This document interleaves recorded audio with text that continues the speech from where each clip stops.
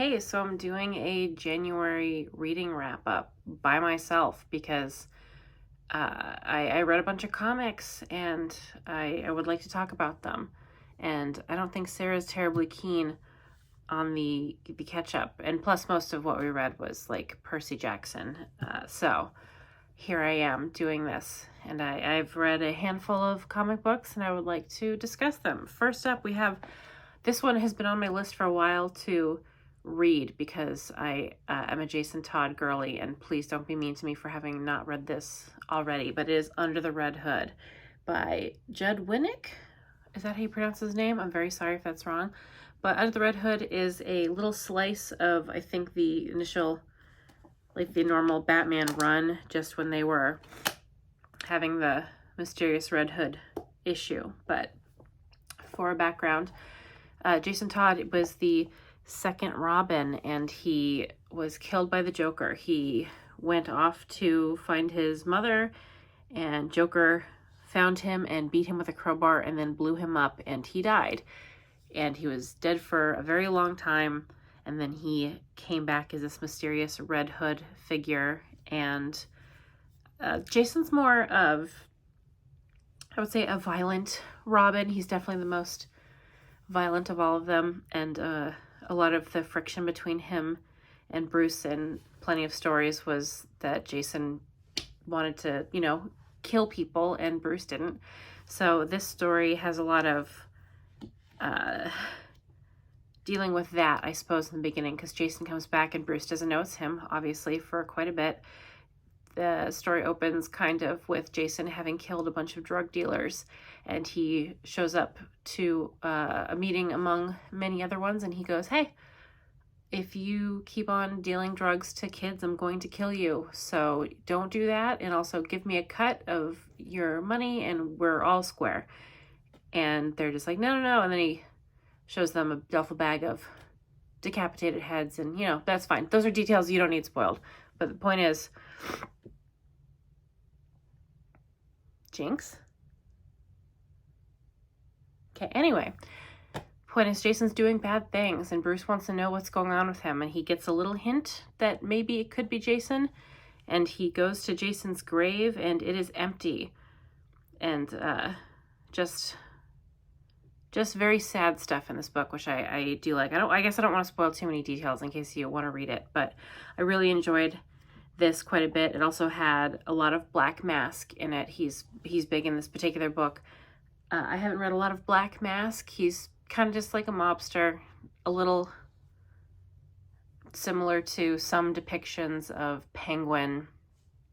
It's mostly about Bruce and Jason and their conflict, because Jason is upset not that Bruce let him die, but that he didn't avenge him. He's very upset that the Joker is still alive, and that's kind of where a lot of his anger comes from. Bit of a bummer. Very good story. I gave it a 4 out of 5, I think. And then next up, for Christmas, my father bought me the final book in the Deceased series, which is DC characters with zombies, basically. Kara Zor-El is on the front of this one. There are, I believe, this is the 5th of the series. And, I actually need to keep this out for a picture for the thumbnail. Silly me. Anyway, so Darkseid has basically caused this kind of a virus, like a computer virusy thing, and infects people through technology and turns them into zombies, like flesh-eating, mad, face-rippy zombies. And this isn't very spoiler because it happens immediately, but like Bruce almost immediately gets bitten. And then Clark also gets infected. So they basically take out 2 of the biggest hitters fairly early on. So it's like, okay, everyone's being taken over by this virus, and people we love are dying, and the whole world's ending. What do we do? And it's with the people left over. And it's a lot of John Kent, which is Superman's son, Damian Wayne, which is Bruce's son, Alfred, Lois Lane. There's like 2 spin-off series. I say spin-off very loosely, where it's like, oh, here's what this group was doing during this event, and here's what this other group was doing this event. This, however, is the wrap-up. I guess I will try and keep this whole thing, not terribly spoilery, but it does have a conclusion. Like, it's for sure done. That wraps up the story pretty nicely. I enjoyed it. I didn't enjoy it as much as I enjoyed the first one. The first one I thought was really, really great, but I think this was a pretty satisfying ending. It's fun going through the series, and it's like, oh, who's going to get turned next? What's going to happen? Because it's kind of wild. Tom Taylor wrote this. He's a bit of a controversial figure, at least on my side of comic Twitter. I think people maybe find him a little corny, which I won't deny, but I, for the most part, have enjoyed a lot of the stuff I've read from him, so I would recommend him. If I see a book that looks interesting and I see that he wrote it, I feel like I will enjoy it. Whereas I'm pretty iffy on some writers, like Tom King. He goes really one way or the other with me, but Tom Taylor I feel like I've liked quite a bit more. Next up, I read You Look Like Death from the Umbrella Academy series by Gerard Way. This is a not short story collection, really. It's actually, it's supposed to be, I think, either short stories or just side stories that take place at various times because the series ended. This is like a prequel-y story about Klaus and only Klaus. He gets kicked out of, should I say the premise? This is a mess. The premise of Umbrella Academy, if you don't know. There's a TV show on Netflix, which I think is pretty good sometimes. It's a bunch of babies were born at the exact same time from people who were not pregnant like an hour before they were born. They all have superpowers, and this one rich, crazy guy collected 6 of them. 7 of them? 7 of them. A number of them. He collected several of them to raise and basically have be like little superheroes, kind of. And this is about, I believe, Klaus's number 3. His powers are necromancy. He can fly. He's very troubled. Lots of issues with drugs. Just horrible, horrible substance abuse problems. So I guess trigger warning if you have issues with that, because it's very explicit at certain parts and it will bum you out. But overall, I didn't enjoy it, and I feel bad about that because that was a Christmas present. But I really like Klaus in the show. In the book, he's funny, but I just am not very drawn to him. The story is he takes off because he got kicked out of the house, and he goes to Los Angeles, and there's basically spooky happenings happening somewhere, and he deals with, there's a vampire monkey in it, which I did actually quite enjoy. Overall, did not enjoy the book. I would recommend you just read the first 3 Umbrella Academies, maybe, and unless you really like Klaus, not wonderful. And finally, my last 2 reads, which I actually just finished the second one about an hour ago. I have the Chip Zdarsky current run of Batman. The first one is called Failsafe, and the second one is called The Batman of Gotham. This one is before Dark Crisis. Tim is the current Robin, or he's Robining. Damian, I believe, is off because he's upset about some things. And minor spoiler, I can't tell you anything about the plot if I don't spoil it a little bit, but the Penguin fakes his death and pins it on Bruce, and so therefore Bruce thinks that he killed the Penguin, and it triggers something called a failsafe, which was a thing that he created to kill him if he ever committed murder. And the book is him being chased by that. And that's all I'll say about that, like plot-wise. I really, really loved it. I hadn't ever read anything with Tim Drake in any kind of prominent role before, but he was actually really great in this. I quite enjoyed him, which goes along with my Dick Grayson thing of like, maybe I need to dive into Tim after I finish with Dick Grayson, but I really enjoyed the book. I've read a few things by Chip Zdarsky, like I read his Daredevil and some Spider-Man, and I didn't love it, but I really like his Batman. So this first one, also Jorge Jimenez does the art. He's great. He's so good.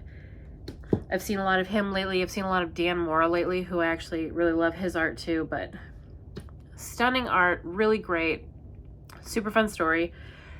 And I like the second one even better. So again, minor spoilers. So Failsafe like shoots him into another universe in the multiverse, because they opened up the multiverse, and Bruce is trying to get back home. And so he's hopping multiverses, and he starts hopping. I'm not going to spoil too many details about this because I hear the cat. I don't want to ruin it too much, but there's a part in it where he's hopping from universes where I believe the Joker has died, and one of the universes is the Arkham Asylum universe from the video game, and it's like 2 panels, but my heart exploded. I am such an Arkham universe girl. I'm actually, what's paused on my TV right now is the Suicide Squad Kill the Justice League info about it, because that game's coming out in a little bit, and it's in the Arkham verse, so I'm very excited. So there's a little tiny bit with that. There's also a little tiny bit with Batman Beyond. So I'm a Terry McGinnis fan, so that also made my heart very happy, and I really loved this book. It was wonderful. And his next one, which I'm a little worried about, is Batman versus Catwoman. It's like Gotham War, because Selina and Bruce dated and then broke up, and now she's doing her bad things again, and now it's going to be the two. So it's like, it's a little piece of what's going on in the main story, and they're going to take those out and put them in a book all their own, which is happening in the middle of everything else. And I wish I could just skip over it, and I probably can, but I won't. And I'm obviously very pessimistic about it, but I did love these 2 other books, so I probably shouldn't be. I think overall it was a pretty successful reading month for me. I enjoyed all of these except for one. My favorite definitely being this, because of the fun multiverse stuff. I'm not typically a fan of like fan servicey stuff, but sometimes, every once in a while, they really get you. But you see a lot of different universes with Batman, and different Batmans, and kind of different Jokers, and it's just really fun, and I cannot say enough good things about it.